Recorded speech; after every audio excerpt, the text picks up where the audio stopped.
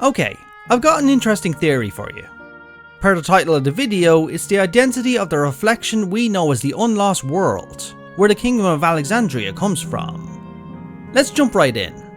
It was established in Dawntrail that Alexandria comes from another reflection, one that suffered a calamity of lightning, and after a long bloody war known as the Storm Surge. But which reflection is it?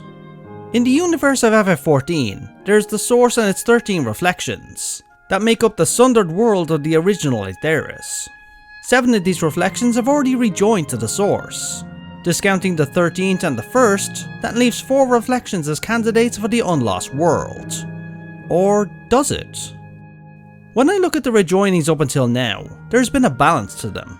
Of the 7 that have rejoined, 6 of these reflections each represent one of the fundamental elements of existence. Fire, earth, wind, ice, water, and lightning. And of course we have the 1st and 13th, which represent light and darkness respectively. But there is a 7th reflection that was rejoined, ironically in the 7th Umbral Calamity, which coincided with the Battle of Cartano. This reflection for a long time was considered unaspected, meaning not tipped towards a single element.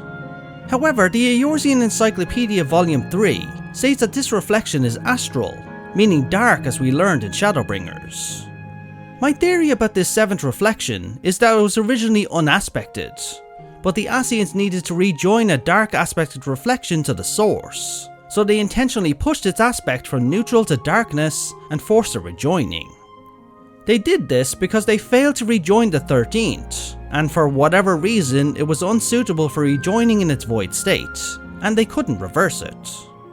With all this, we still have reflections we know nothing about. The 4th, 8th, 9th, and 11th.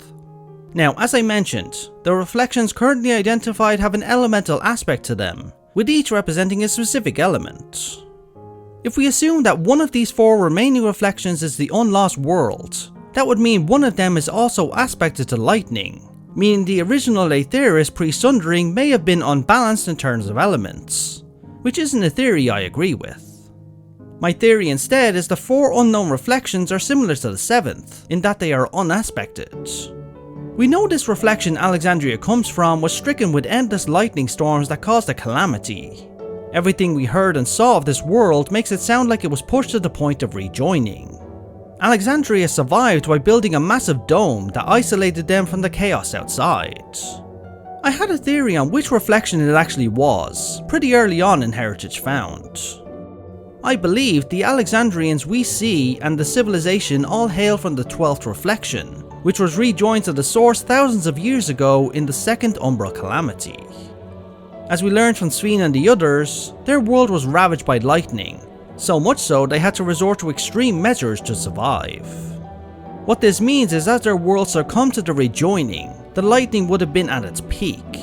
When the rejoining happened, the dome isolated Alexandria from the effects, and the world around them vanished to be rejoined to the source, leaving their dome kingdom floating in the rift.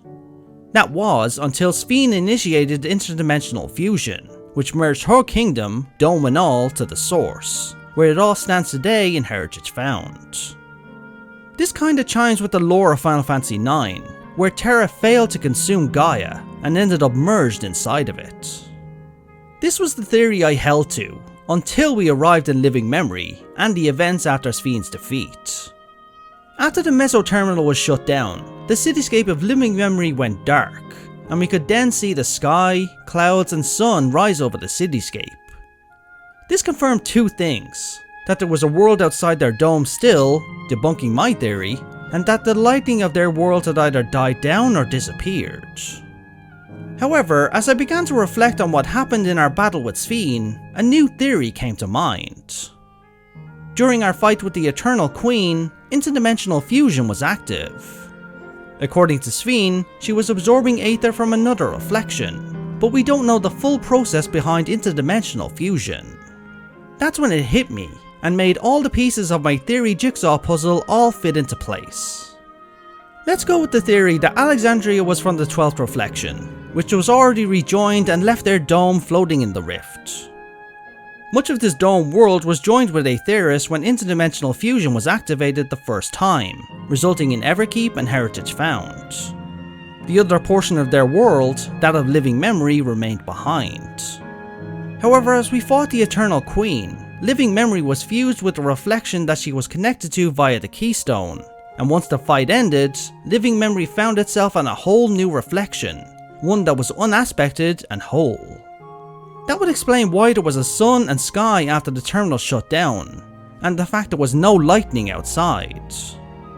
Is it possible that the reflection that living memory was fused with was the one where Final Fantasy XI exists, setting up the crossover with Vana'diel in the upcoming Alliance Raid series, Echoes of Vana'diel?